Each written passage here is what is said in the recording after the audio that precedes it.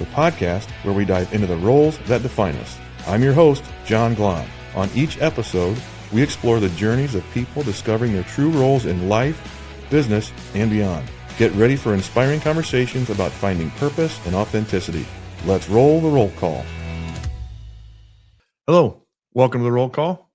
I'm John Glahn. I have with me John Mashni, who I'm not going to do this justice from my heart perspective, but because this is just like he's an attorney, he's an author, an entrepreneur, founder of Rendios Law, and above all of that, one of the most amazing humans that I believe I've ever come across. Oh man! And all those attorney jokes, lawyer jokes, they don't apply, so we won't even go there. So, John, welcome to the roll call. Great to be chatting with you, man. I always wish I could give you a hug in person, but it's awesome to chat. So I'm excited. What was awesome is we did get a chance to give a hug last month, right? We were at a spot together. So that was great. It is one of those things that we live an hour apart, but we don't get together to hug enough. That's one of those things we got to work on. For sure. So as I was alluding, by trade, by schooling, by all those things, you're an attorney. Yeah. But how we met each other was this thing called the Visionary Summit. Yep. The Visionary Summit's for entrepreneurs. Visionary Summit is for innovative or visionary thinking entrepreneurs. What the hell were you doing there? I snuck in. Yeah, I was like, they just went in the wrong room. No, it's funny. I worked for about 10 years before I went to law school, and I was really trying to figure out what my place was and where I was supposed to be and what I was supposed to be doing and what was I good at. And, you just have all these questions very early on in your career, like, hey, where am I supposed to go? And so I actually went, and I know you know this, but I went to film school. I worked at a startup. I applied to, and it got accepted into like medical school and dental school. And so I thought I was going to go in these kind of different professional directions. And then I started working at a startup. I did shipping. I had my own production company where I did audio and video and marketing and worked in like film and stuff like that. And then eventually ran a media department. So I was doing a lot of stuff. And then just by crazy circumstance, one day my wife was like, confronted me waiting for me when I got home from work and was like, hey, John, something's got to change. You're not happy. And then she said, you should go to law school. And it just blew my mind. Up until that day in February 2009, I had not thought about going to law school a single time. I was very entrepreneurial and I was very much like trying to find a way, I loved marketing, loved media, loved all that storytelling. And so when I became an attorney and went to law school and graduated, I brought all of that stuff, baggage or, assets, whatever you want to call it, to being a lawyer. And I did kind of grow up in a big firm environment, but there's some parts where I just didn't fit in. And that one of the people that noticed that was Coach Bob Schoenfeld, founder of the Visionary Summit, where we connected.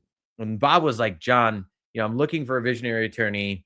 I've been told by many people they don't exist, but someone told me to talk to you.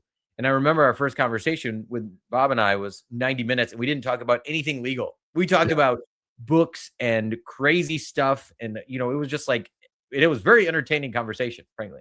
Yeah. And I was like having fun. I'm like, well, I don't even know why he's talking. What does this guy even need? Right. I don't even know. One point he's talking about, these crazy philosophical books. And then another time he's ranting about something. And then at the end, he was like, well, I got what I needed. You're my new attorney. Also, you're a visionary. You're not an attorney. And I was like, what are you talking? Like, what just happened? One of those moments you're like, did anyone else see this? Like, what just happened? And I'm sitting in an office by myself. And I was just like, I really don't know what just happened. But Bob is the first person who really said, John, you are not an attorney. I know you got like a JD and you got the training. You need to come and hang out with the visionaries. And that's why I was in the room. So it's an amazing story. Yes, because, and that's, again, I always love talking about the journey to entrepreneurism, right? And so you did dabble, you did a lot of that early on, and then did the attorney thing, like in the big attorney space. And that's where we met you. And then you're like, wait a minute, you started believing it then, right? You're just like, wait a minute, I believe I am. Then Yeah. what? Yeah. Right. And So, yeah. well, it's like an amazing kind of transformation. I kind of felt like I didn't fit in totally. I was always very innovative. Even, before I went to law school, I, was excited to have a position, and I would be reading books and always like presenting new ideas. It was very just like, let's do this, and then let's do this. And I just read this, let's do this. And in a job, if you have someone like that, particularly if they're like you're supervising them or managing Yeah. them, it's honestly, I feel so bad for my prior supervisor. I feel like I probably just wore them out. They were just like, Yeah. fine, John, fine, whatever, just try it, go ahead. And it was Mhm. like, and then I was like, what does it cost? Nothing. It doesn't cost anything. I was like, so I really did feel like maybe I didn't fit in. And what maybe was the biggest piece for me was once I kind of left the law firm environment and then came to a place like Visionary Forum or Visionary Summit, met people like yourself. I really kind of realized like, yeah, I really love the people, and more so than like love the people, I feel like this like kinship. It was almost like a, Mm. long lost family almost. Like, oh, okay, we can talk about this, like, or someone has an idea and we're actually doing it. Like this is amazing, and then I started to run my practice. And so my areas of specialty as a lawyer are business, tax, intellectual property. And so I was very much in the always talking to entrepreneurs and dealing with business people all the time. And then finally, I'd done other things too. So I'd done real estate, and I'd started a couple online businesses. I had a production company, and I really had a lot of like entrepreneurial activities already. And I was doing Mm. those kind of in the background while I was learning to be a lawyer. But then once I got around you guys, it was like, oh my gosh, what's possible? Like, let's just see what's possible. Yeah. So, there's so many different ways I want to go. But uh, how do you scratch the entrepreneurial itch in the attorney space? Wow. Well, I'll give you a couple thoughts on that. Number one, I think I don't feel like it's an entrepreneurial itch. I feel like there's a better way to do stuff. Hmm. And that's to me like the beginning in my mind. There's like a wait, why are we doing it this way? Like Hmm. why? Like, and I'll give you an example. And this is a little funny. I'm not trying to embarrass anybody, but I worked at a law firm where in order to open a new file, like, hey, you get a new client. You're so excited. Hey, I got a new client. Like, yes, Yeah. someone hired me, right? Like, this is Yeah. fantastic. But in order to like open a file for someone, you had to open Word. There was like a macro, and then Mhm. somebody had to go and like type in all the information, like address and phone number and all this kind of stuff. And then it entered it in the macro in Word, and then you had to print that file to a separate printer in accounting, and then accounting got that printout and then hand entered all of the information Again. into the system. And so it would always blow my mind, like, why isn't the file open? How come there's a mistake in the whatever? It's like, and it Yeah. just blew my mind. It's like, why is this happening? Why isn't this like immediate? What's going on? And finally, they said someone filled me in. Well, there's an accounting printer. I was like, okay, so it's like, well, no, that we have to enter it in by hand, and then they print it, and then they enter it in by hand, and it just like blew my mind, right? Like, It's a and small I see firm. you laughing. Does this blow your mind? Yes. So Yes. when I say like, what is the entrepreneurial itch? Like this probably existed, I don't know, for decades. They had an Yeah. accounting printer. Why hasn't somebody like said, what the hell are we doing? Like, what is going on? Like, what is going on here with the accounting printer? Yeah. And so I just was like, it just blew my mind. And so initially when you have some resistance to that type of innovation, by the way, they still may have an accounting printer. I don't know. I'm not there anymore. I'm But guessing it's probably still there. when you kind of hit that ceiling and then you're trying to be innovative, you're trying to do something different, new, exciting, like you're trying to do something in a better way, and you hit that ceiling, like a lot of people become resigned. And you kind of see like people just say, like, well, that's my place in life and that I can't change it. And why try? And it's like the nail that sticks up gets pounded, right? Like that Yeah. kind of thing. My actual approach was like, no, let's let's make fun of it. Let's be humorous. So, which I know you're surprised at that. Not really, but so I had this big wheel, and I actually have the wheel somewhere in my office here. But it was like the wheel of problems, and it would be like a pie chart, right? And it'd be like huge pie, and then the very small slice, right? And it'd be like a Price is Right spinner thing, and you would Yeah. just spin it. And I'd always joke, and like if whenever something came up, like the accounting printer or a myriad of other things, Yeah. I just pull it out, I'd say like, hey, let's spin the wheel of problems, and we would spin it, and the big pie slice would be all other problems would be like Yeah. written out, and then the small slice would be the old people, and it would be like, or sorry, the old people would be the big one, and then the small slice would be all other problems, period, right? And so I would spin it, and I would just say like, let's see where the wheel of problems is today. And but I did it with humor, right? Because I Yeah. just couldn't. I think I'm an optimistic, energetic person, Oh, so I was like, well, let's just make fun of it if we can't change it. But then I did kind of branch off on my own, left big firm, went to a bigger firm, then left that, started my own firm, started with a partner originally. Now I'm on my own. But, for me, it was this opportunity to start something new, like with fresh eyes, doing new things. Look, I don't even have a printer, like not let alone an accounting printer, but really like that opportunity, one, to do stuff differently. And then two, I would say the biggest thing for me is chase down the things that I love to do and turn those things into entrepreneurial activities. Like, about, like I started writing online and I wrote nonfiction. I wrote 100 articles. I started writing children's books because literally I thought children's books were stupid as a dad. When you read these books and it's like one word on a page and it's like the rabbit, chased the ball. And it's like, what are we doing? Right. But I started writing my own because I wanted to get out that storytelling, and Mhm. I found a way to do it with my kids. Like, hey, if I'm going to do this, let's do it with the kids and bring the kids along. And like all of that stuff is just an authentic expression of me. Like, who do I want to be and what do I find fascinating? And how do I see this turning into something? Like, being an entrepreneur isn't always like dollars and cents. Right. Sometimes it's expressing yourself in a way where you can get out a message, you can amplify, you can innovate. So that's a very, maybe a long rambly way to say how I deal with it, but that's how I've dealt with it. No, that's because I wanted to draw that out because, just to have an exciting entrepreneurial journey, again, most people's view, whether it be accounting, again, or an attorney or whatever, those that know, right?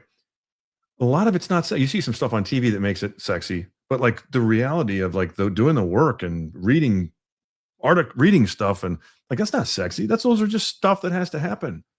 And that's Yeah. why, again, but you can also, the definition of entrepreneur is so broad.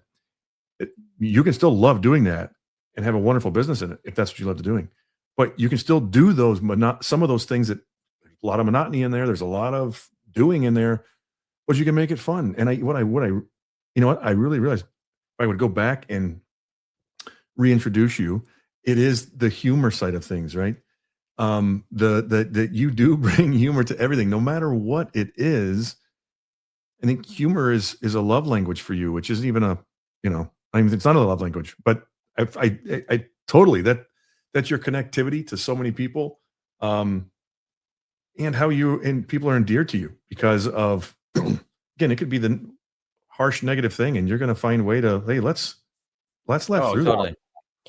And I don't know if that's like a coping mechanism or what. I mean, I just think, to me, life is too short. There's so much pain, right? There's so many, like, people go through stuff. Like, and you Mhm. could say certainly your personal life gets tough as you get older. Crazy stuff happens, right? And then even in professional life, like crazy stuff happens. And to me, the common thread is some type of optimism, joyful curiosity.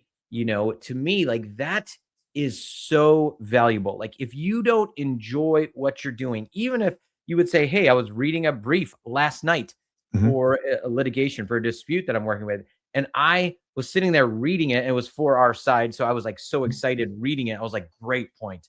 And I told the attorney who drafted, I was like, I wish you could have seen my face reading this, because it would have been like some fist pumps and it would have been like jumping up in the air. And he was just laughing. I'm assuming it was just like, what is, what's wrong with John? Um, but it's like there is a joy that you can bring. Like we can trust me when I say I can be deadly serious when we need to be, right? Mhm. Like when we're fighting for something, I don't like bullies. If you mess with me or my friends or my clients or my family, you will feel like the full brunt of John, which my wife only unleashes at certain times. She's like, John, we need lawyer John. And then it's like it go into like, I don't know, like it's like almost like Tony Stark and Iron Man. It's like suit comes down, and then it's just like, okay, I don't even look people in the eye. It's just like, okay, Yeah.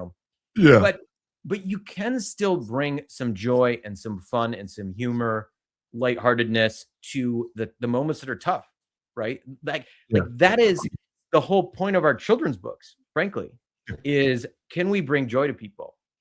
Yes, and I'm going to come back to that because again, I feel bad that whenever I introduce you to someone, that's the first thing I bring up. But I'll come to that in a minute. See, I'm suppressing it on my own on purpose to make sure that I don't leave it there. Is the and I'm not going to make you retell the story, but the story that you unfolded for us over the last month, that was about your wife was like, "It's time, buddy, get moving," and it was family related, uh, and even in that, the seriousness of what was going on, right? It was a comedic storyline that we were following, but your intensity was real at that time. So I love that, and I won't Yeah. just because there's some, you know, some realness to that. I won't make you tell the story, um, but I love it nonetheless. Um, so then, all right, I waited long enough. Not that you just write children's books. You write books about things that me and my own father and I have been talking about since I was little. And I think actually in my sons and everyone else that I think one of the funniest things on the planet, and my wife despises it, is a good fart. I would get my dad's that was my Father's Day gift to my dad was a mug about something about farts. He That's gets amazing. me a card today. It's a birthday card. It's probably got a fart in there somewhere. And I use that harsh word. But your when I let you explain them. But I have all the books. They are fairy tales centered around tooting.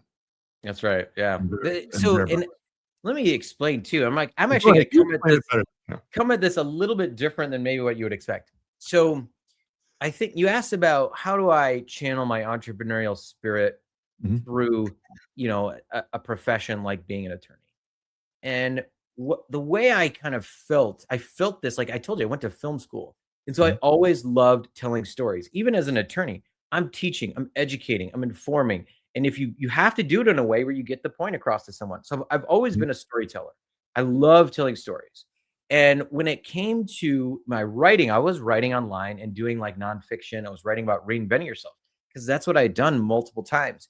And what really happened was even in my personal life, my family life, I love telling stories to my kids. In fact, we would have children's books at bedtime, and we have 4 kids, and at the time, let's say my wife would always be nursing the youngest, so I Mhm. would get whoever at the time. There's 2 olders and then 3 olders, and so I would always get everybody else who wasn't nursing, right? Mhm. And it was my job to get people to bed, which apparently, as you might expect, I was not good at getting kids to bed.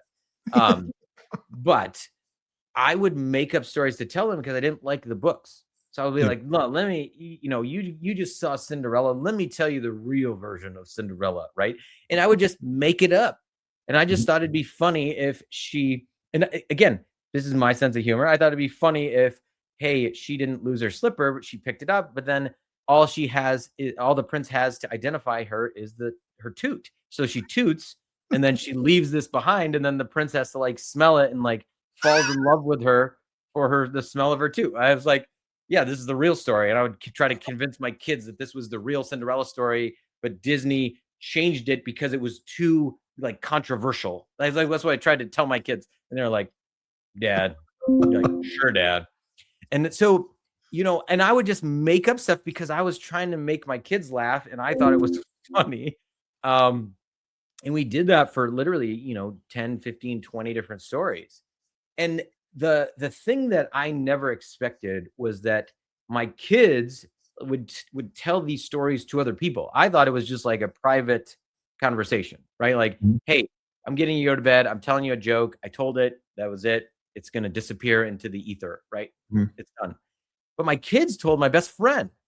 And my best friend was like dying of laughter. Who's, by the way, who's also a pastor. Okay. Let's just get this out here. He's Yeah. also my pastor. So it was like, you guys told the pastor about the Cinderella fart story.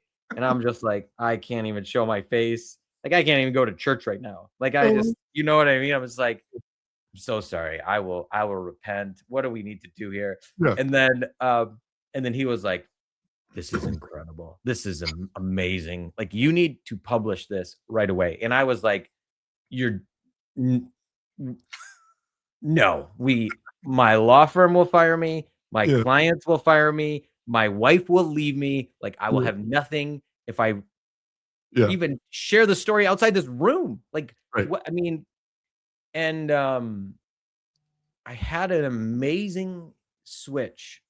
I thought first, well, maybe I'll do it, but I won't use my real name. Mhm. And then it really, I started to really reflect and I said, I don't want to manage like a second identity or whatever. And so I started to have, and this is the entrepreneur part. I started to say, well, what if I didn't write the book to just write the book? What if I did it as a way to spend more time with my kids? What if I did it with the kids? What if I created a series of books?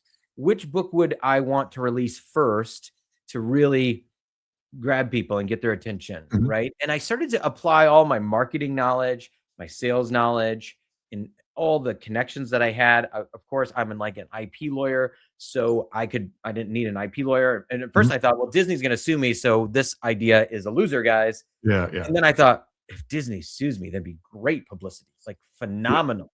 Like, okay, well, maybe that's not so bad. Um, and then I figured out, okay, they're not gonna sue me. Like, it's just, I protected myself. I Mhm. used my own skills, right? But, just to kinda get back to your question, I think the books for me, it started as something silly and fun, and then I said, "Well, what if I do it with my kids?" And then we said, "Well, what if we treat it like a business? I'm gonna treat this like I would treat any other business, like I was sitting in the shoes of a client. What would I tell myself?" And I really use it as a way to demonstrate to my clients and friends and other people around me, like, hey, I'm not just a lawyer. Like, I'm Mm. going to show you what I'm going to do with like the sliver of a stupid idea, and I'm going to turn it into something really cool. Really, really cool. And in fact, I read a book by a guy named Richie Norton, who's a hero of mine. And he has a book called The Power of Starting Something Stupid. And I Hmm. had read that book right before this whole fiasco happened. And it literally, the whole gist was, what's the stupidest thing you could do right now? Ask yourself that question. And then what if you did it? Mm. And I literally am sitting on Cinderella Fart Story. And I was just like, I think this is number 1, 2, 3, 4, 5, 6, 7, 8, 9, and 10. Okay. This is the stupidest thing I can Yeah. do right now. But here's where we went through all that. And then at the end, and I'll share this and then I'll let you kind of jump in again. No need for me to jump in, buddy. I gave the first draft, like the first draft that I was willing to share with someone, to my pastor. His name's Jerome. Mhm.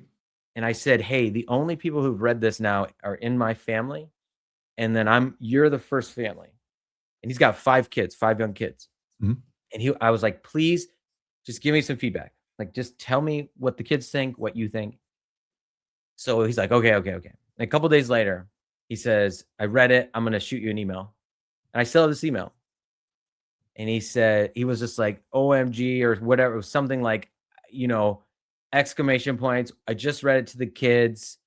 We were dying of laughter. He said his wife was like, who wrote this? Right? It was just like, who wrote this? He was like, Mashni wrote it.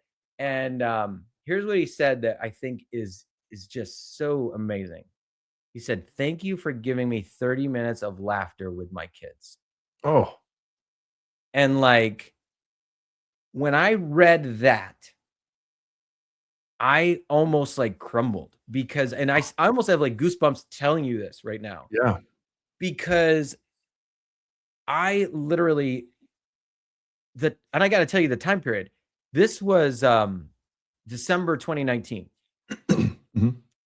And so I said, okay, fine. I read that and I thought this can affect people. This can really affect people. And Mhm. it changed me from, oh, I'm just telling a story to now I'm like, I'm literally giving people joy when the world's tough. And so I said, I got the book edited by a professional editor, Brooke. She's incredible. Um, and and what happened was COVID hit. In March Mm. 2020, I was ready to hire an illustrator, and COVID hit. And so I put the book down. I had the actual manuscript, no illustrations yet. And then I went a couple months because if you remember when in March 2020, it was like everything just was Shut crazy. down. And I thought, hey, it's not really appropriate to tell jokes right now and be Yeah. silly. And then in the late April, May of 2020, I found them. It was a midnight on a Wednesday.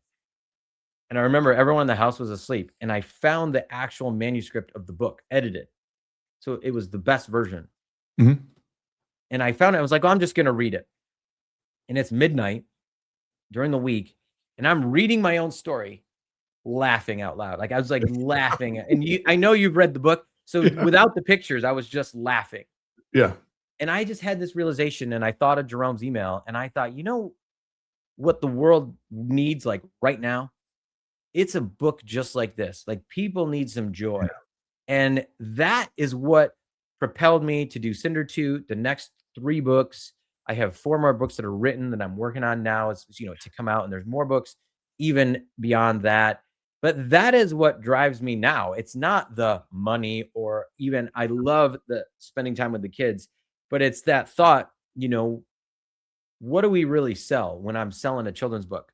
Am I selling a $15 book or whatever? It's like, Mhm. no, I am selling about 30 minutes of laughter with a child.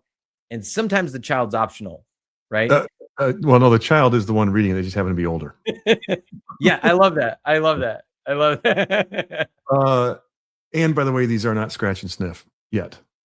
I have looked into that. I just was like, I got to sell a few more books too. I would So, love to do scratch and sniff. I would love it. Love it.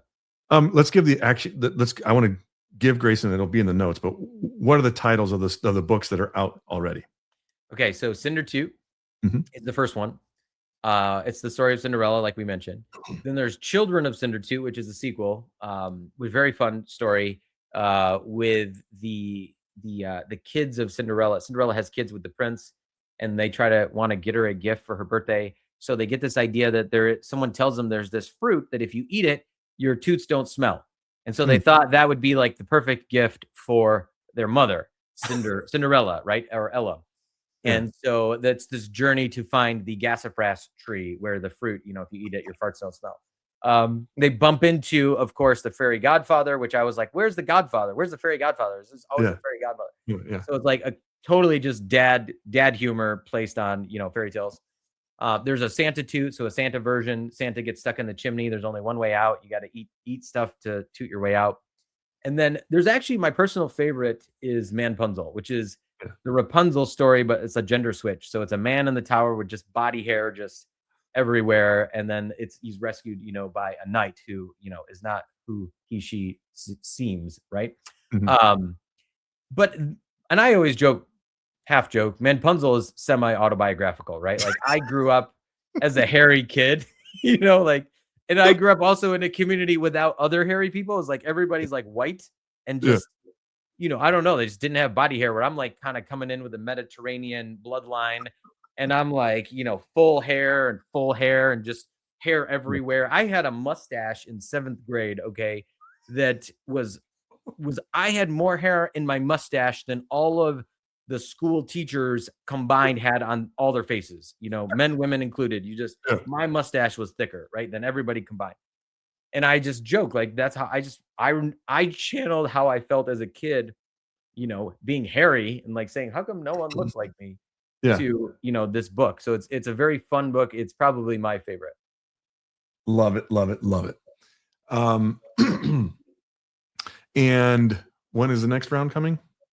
I'm hoping for this year. So looking The next 4 are written. They're going to get edited, and then we'll get things out. So I'm planning to try to get at least one out this year. Awesome. Um, so John, I know that one thing that I do love, or again on the attorney side, is your target is really, or you have historically done a great deal with creatives, right?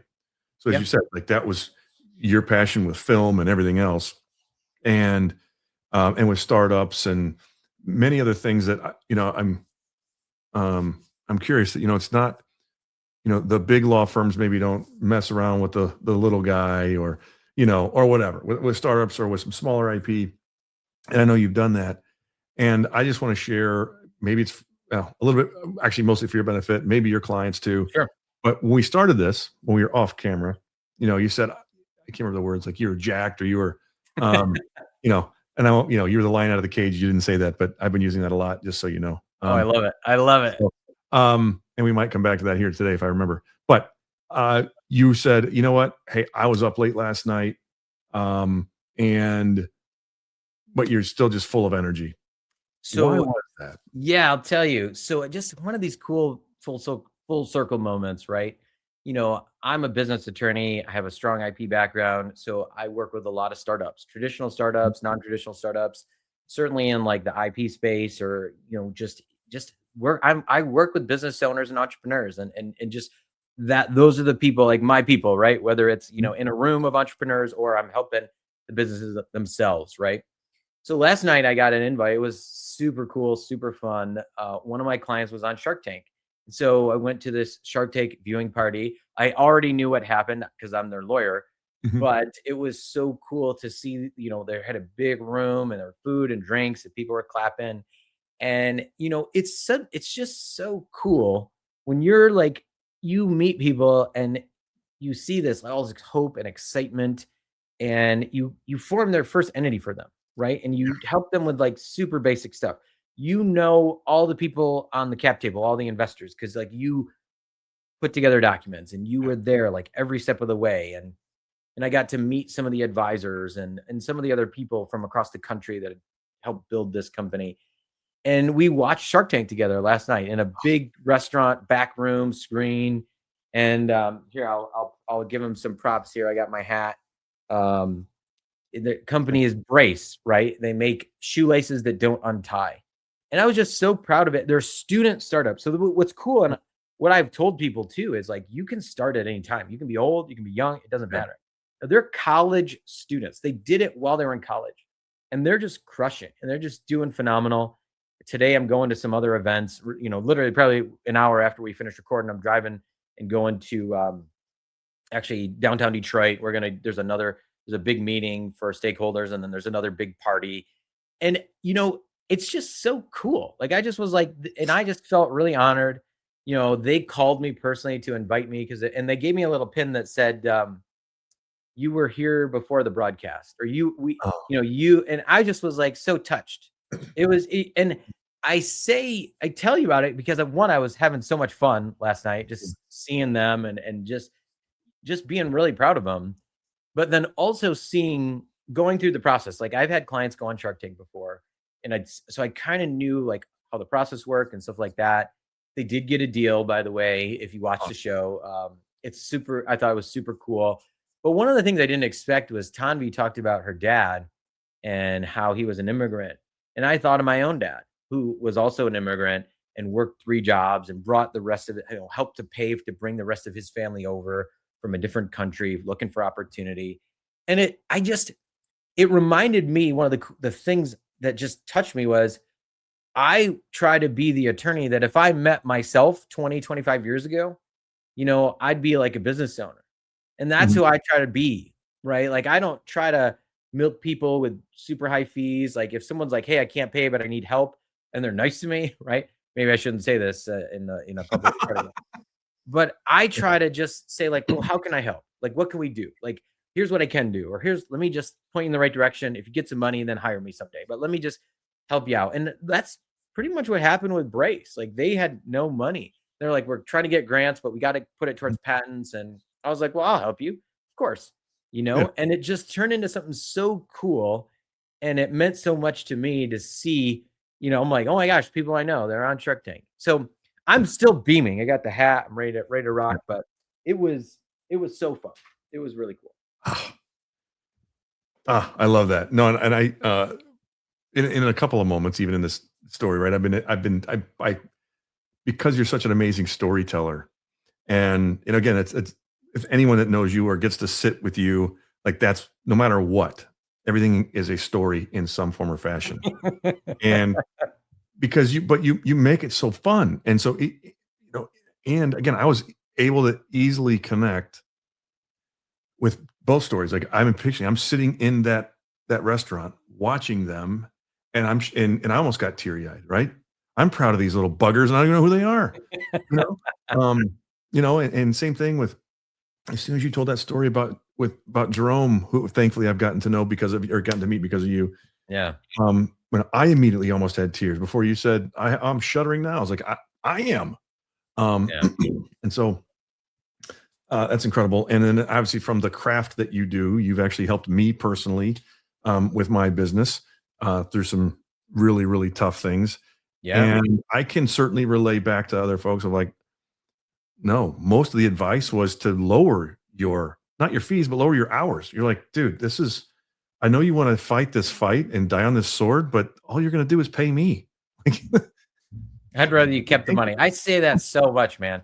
Yeah. I appreciate you saying all that. Here's what I would say is I try to be an honest dealer, right? Like I try to tell people the truth and try to tell people not what they want to hear, but like I said, if I would have met me 20 years ago, what would I want someone to tell me? And Mhm. that's how I truly think about it. Like, and it comes from being in a lot of situations where people try to maximize the short-term profit, but the maximizing short-term profit is actually not optimal for long-term relationships, happiness, joy, success. It's just Mhm. not. If you try to optimize for the short term, in most cases, you're actually sacrificing something amazing down the line. And I tell people all the time, I would say to you or say to anybody, I'd rather be I'd rather be in your life in 10 years from now and we're friends or we're still working together and we're growing together than just try to make a buck off you right now in the next 3 months or 2 months or 10 days or something. And and that is the truth. And I even tell my friends like, "Hey, if you want me to represent you, I like to have the conversation right up front. Hey, we're friends. We're also going to be an attorney-client relationship. I want you to know there's two different relationships. I might have to say things in one of those that Mm. I wouldn't say in the other one. So I just want you to know if it ever comes down to where I have to choose or we have to choose which Mhm. one, are we friends or are we attorney-client? Like I'm letting you know I will choose friend every time. And like that's just how I want to operate and how I want to live my life.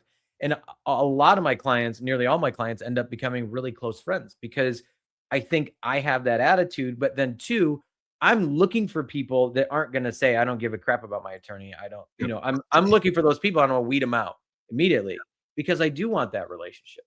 Yeah, and I'll just a little under the curtain for my situation, just to bring that home. And this is just a business lesson all around the horn for everyone. We had a cyber security event that again happened. It was a happenstance. It cost one of our clients money, and they came and sued us for it. We had not much liability in it, right? It just happened. And most of the folks that we had talked to, whether it be with John or insurance or whatever, they're like, "Wow, this is really weird. This situation, like there's no way you could lose, but there's no way you can win. And if this actually went to trial every day for every instance this happens, because this happens thousands of times a day, like this world is going to burn and be done." Hmm. And still through all that, right?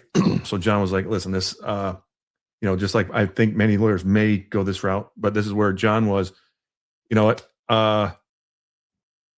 No matter what, you're going to pay this in some form or fashion, right? Whether you're paying them out or you're paying it in legal fees."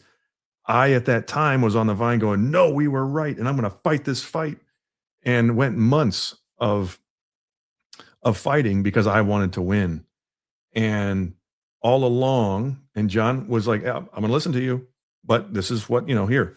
And we ultimately ended up settling, and months later, and part of it was because I was scared because we were financially not doing well. So I was like, another thing that we've got to find money for. All we're in debt, and it was that short term scarcity, and that I chose to fight the fight because I was like, at least I can wait to pay this thing. Yeah. But in the end, it all worked out. We agreed on a payment plan. Like, it wasn't like I needed to, it was a payment plan that we agreed upon that we just put into our budget.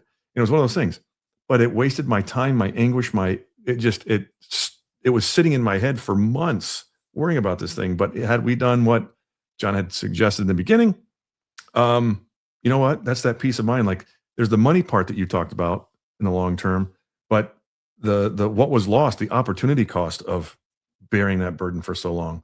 Because once we came to the agreement, it was a part of, like, we had a payment plan. I was like, You're done. all right, well, I don't think about it anymore. It's just a part of what we do, So Yeah. It's a anyway, great lesson that you learn. I'm glad you're sharing it with people. It's one of the hardest things for me as an attorney too. Like, someone says, "Hey, I lost $10,000 and I don't know what to do. Can we sue them? Can we do whatever?" And it's hard to tell someone, like, it's going to cost you like $30,000 to try to get your 10,000. yeah, And it's a very tough conversation. So, and maybe it's on me to do more to educate people, right? It's like, hey, the solution is, don't pay the 10 until you get, like, or only pay 5 or only pay half and then get your half, right? Like, there are solutions up front, but once it's gone, it's really tough. Like, if it's $1 million, then great, yeah, like, it's worth it, but you still got to have the funds. mhm, Like, justice is not cheap, right? And yeah, so, again, just having that understanding of not just like how business works or how contracts work, but how disputes work. And yeah, like you said, like, if you have to manage a dispute every single day for months, you are not just, it is, I would challenge you to calculate how much is that actually costing you in productivity, opportunity cost, right? Like, there's a downside. You can measure it. Hey, here's a looking backwards. I'm going to go try to save some of this stuff here. Like, that's capped. But mhm, looking forward, it's unlimited. Like, especially if you're an entrepreneur, because you're like, hey, I'm actually putting off the new stuff, the visions that I have, because I'm going back and chasing money in the past. yeah, yeah. A nugget. All right, so now we're gonna go to a spot where you probably would love to go do, and this is an impromptu thing that the movie, um, that you suggested was I can't remember what you call it, the best of all time. Oh my That gosh. month ago, you said, "Go watch it," and obviously your enthusiasm, as always, got me intrigued, and it's a long movie, and I don't love mo I do once I get to sit down and watch a movie, I'm good, Yeah. but it's not something that's in my normal everyday practice. Yeah. Yeah. Remind Yeah. me. Yeah. What was it? RRR. RRR, okay. I knew it was 3 letters, and for the life of me, it couldn't come to. So I didn't Greatest even movie. talk to you. I didn't even follow up with you, about You this. watched it? You watched it? So I did. So, Give me okay. I'm not gonna say anything. You download to me. I just won't say anything at all. all right. So, 1, this is it Bollywood? Is that where what you would consider It's actually Tollywood with a T, but Tollywood? yes, So, not an Bollywood. Yeah. an Indian film that, again, I have 0 knowledge of or 0 experience in at all. Um, so we're all talking amongst a group of our friends, and you talk about RRR. And again, John, as you can see his enthusiasm, it's through the roof. This is the greatest thing. I tell everyone to watch it that I ever come across, and they're all like, "Oh, you're right." And he's showing me these forums of people that watched it and their feedback. And part of me was like, if you have to sell it that hard, It's not it's that good. not right. That was me. I'm like, again, because I'm not a movie buff. Yeah. And I was like, you know what? Listen, I believe it. I trust it. That first night, I started watching some of it, and I was telling you this, right? Because it's closed captioned and it's actually voice over Yeah. because it's in so many different languages, Yep. around the world. And so for me, it's hard and clunky to follow. And I was also doing some other things, email, and so I Oh, didn't. yeah, It you gotta wasn't focus. really Yeah. working, right? So was it 3.5 hours long? It's like 3 hours and 9 minutes. Yeah, yeah. It was 9 minutes. So that to me was already daunting. We were on a trip, and I'm like, how am I going to watch this? Yeah. So then watch the first night. I'm like, okay, I see there's lots of theatrics, lots of special effects. Actually, it's lots of special effects. Oh, yeah. Yeah. And And it's this whole storyline of two sworn enemies that don't know they're enemies, but they've become best friends because they're in disguise. And actually, I shouldn't. You are spoiler. This is a spoiler alert. You should say Sorry, spoiler alert. I will stop. Bottom line is, it's a great story that's rooted in some history and intertwining other histories. And quite frankly, as I was watching, I'm like, my version of my old friends and I watching a movie would be like, oh, stupid special effects, like it's the snakes on a plane or something like these old movies of like, oh, this is just tricks and jokes and whatever. Yeah. I watched it. I ended up watching some of it. No, I didn't watch it on the plane home, but I came home and watched it. My wife's like, what are you watching? I'm like, I'm gonna pay attention. I'm gonna watch it. And it actually, as it was unfolding, because I talked about it to you the next day, it was phenomenal. Even though, again, most of the scenes, like I'm on like this believable part, like It's crazy. Yeah. Crazy stuff. let's make something reasonable and believable. That's like partially was me like trying to dissect it in that way. And when I got through with it, I was like, wow. And and again, given your heritage, I wasn't sure if like that's where it connected with you just as much. Because again, it was a historical meaning into that. Yeah. So, yeah. And so like, but then like me sitting in that without that judgment of what this movie is supposed to be, it was a beautiful story. And even though I was like, realize I'm waiting for this to converge, it was incredible. So again, I want to say, like, I knew there was gonna be something quirky about it because of you. Yeah. Because it was just like, you're gonna love this for some artistic reason. I'm like, well, I know I don't view things all from what's the meaning behind that and all those. It was phenomenal. Oh, I love that you loved it. Love that you loved it. For those of us who, sitting in front of your the TV, I think it was on Netflix, I think, right? It's currently on Netflix. Netflix did send me an award for most streams ever for an Indian non-English movie in and around Lansing, Michigan. So I think I hold the record for that. They're like, also, John, everyone who you know in real life, you're the most common referrer of this movie. And you don't collect any fees for your referral services. I'm so glad you brought this up. I mean, part of I saw this movie, and in fact, I recorded a whole podcast about this movie, spoiler free. So maybe we can link to it, or people can find it on YouTube. But it's just the Intense Life RRR. Me and my best friend Elpesh, he's Indian. But the movie affected me so much. I went in knowing nothing about it, almost nothing.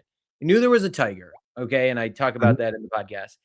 But the movie grabbed me, and I have not seen an American movie that grabbed me that much in 20 years, like, or more. Like, not since I maybe watched like a Braveheart or something, was I just that enthralled and grabbed.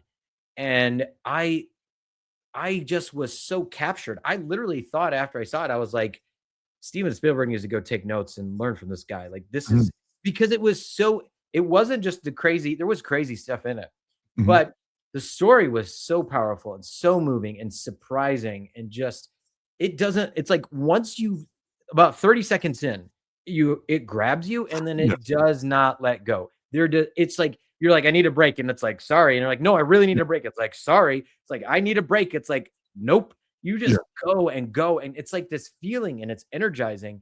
And I started to tell people about it, and everyone thought it was crazy. My wife thought it was crazy. My kids thought it was crazy. And eventually all my kids watched it. I did let an 8-year-old watch it. So it's like, sorry, but it's like, she loves it. And the only reason I bring this up is a couple of things. I think this is where I told you about it. I think one of my love languages is I like to tell people about stuff that I think is cool. And if I love somebody, I'm like, you have to see that. This is so cool. That's my love language. That's how I speak it. Right. Because I think, John, if you know something cool and you don't tell me about it, like, does that mean you don't like me? Like, what's wrong? Like, why wouldn't you tell me about something cool? And if I think something's cool, I think that's my responsibility. And my wife always says, she's like, John, here's the difference between me and you. I see something cool and I tell someone it's cool, and they're like, oh, that's actually stupid. She thinks, oh, maybe I'm stupid. Yeah. You see something cool and you tell someone about it, and they say, oh, that's not that cool. And you think they're stupid because they don't think it's cool. And I was like, actually, that is me to a T. That's exactly me. But here's the thing. That to me was, and even in the podcast we recorded, we cover like why it's important to share this joy that we get from a story, this joy that we get from an interview, this joy that we get from parts of life, right? Like most of us are hurting, most of us have pains, adversity, like Mhm. it's life is tough. And so when you come across something that just energizes you and just brings you joy, and like you said, it's actually a beautiful story. It's incredible. Like Yeah. just uplifting, inspirational, right? But you don't know that until you kind of walk through it. When we share that stuff, we are like uplifting. We are changing people's lives by giving them energy, giving them inspiration, and just saying like, "Hey, I just want to bless your life with something really fun." Yeah, and and actually, I'll say to that point, I haven't had a movie that the music score actually did tell the story, right? I mean, and again, watch it with subtitles. That was something that can't remember if you prompted some of that, but like you're like, hey, pay attention, You have to read the subtitles and the pay music. Yeah, attention read the to read the lyrics. Yeah, yeah, read the lyrics. Yep. like if you don't again, like because I wasn't following it at first, then I started reading. I'm like, oh my, this is spelling out exactly what's happening. Oh my. So Well, anyway, it is beautiful. wait till I do my podcast on the movie the same director did before RRR called Bahubali. That is gonna be epic. I mean, it's gonna be incredible. It's like that movie is just I don't want to let the cat out of the bag. Anybody could go watch it, but that movie is incredible. Like I can't wait to talk about that movie. So just a little preview for people. You're not? Are you spoiling in the episode? W that one we might spoil because it's a two-part movie. We'll, like, do maybe a non-spoiler part and then a spoiler version. But, with RRR, we did a spoiler-free an entire podcast episode, and then we have it scheduled, we're gonna do a spoiler version. And what I tell people is, do not get any spoiler. Like, just go in. You could watch our episode because Mhm. we talk generally, we talk about Yeah. some basic background that would be helpful, but it's way more fun if you have no idea what's going on. It's just I think it is. And Yeah. actually, I've seen it 23 times all the way through. Um, yes, it's a lot, I feel like, but it's better the second, third, fourth time, frankly. And I think if you've seen it, you could see why probably because you learn stuff in the second half of the movie that changes the first half of the movie. And Yeah. it's like it's just beautiful. Awesome. John, I know we are at time and I know how busy you are. And well, we all are. But I do want to close with I love hearing a mistake, failure that most would call a mistake or a failure, but would be a learning opportunity for someone else that you've had that maybe Oh else can learn. man. There's like a million mistakes I've made. Like which one do we say? I think a lot of times, like I'll just try to pick something pretty simple and quick for you. Um, one of the mistakes I've made is um not really taking these moments to tell people I care about them when I think about it and reflect on that. And the most impactful one to me is I had a thought and I put it on my to-do list, reach out to this person. And this was several years ago. And I just got super busy. And when you're like the stuff at the bottom of your to-do list, Yeah. you're like, okay, well, I'll get to that tomorrow, next week. It's not urgent, right? Um, and I finally reached out. It was like a month or two later, and it was really horrific. I got an email from the guy's wife saying, "Hey, Matt passed away like 7 days ago or 10 days ago or something." Oh, And it was just like so. I saved that email as a reminder. It was heartbreaking, and I say that because it's so easy to lose track of who are the people we wanna tell them we love them, or like, I'd be mhm. like, "John, we could probably get together at any point and just laugh for an hour and just Yeah. we have a great time." But there are people right now who you're thinking about where you don't know, like, nothing's guaranteed. And, that was a really painful, but I would say valuable reminder to me, like, when you have that that thought, just don't put it off.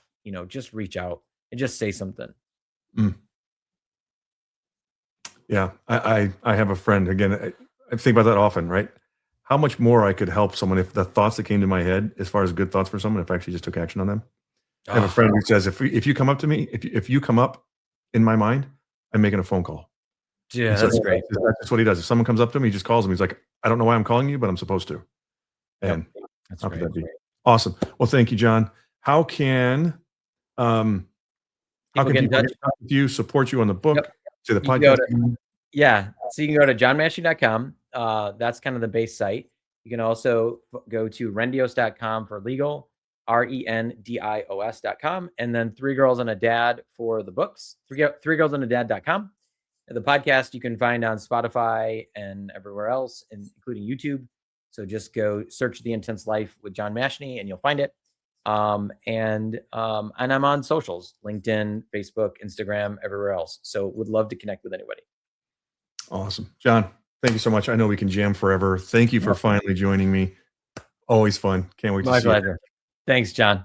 All right, that's a wrap. Thanks for tuning in to The Roll Call with John Glahn. If you enjoyed today's episode, be sure to subscribe for more insightful conversations. Remember, discovering your true role in life is a journey worth exploring each and every day. Until next time, keep defining your path and living your authentic self. This is John Glahn signing off.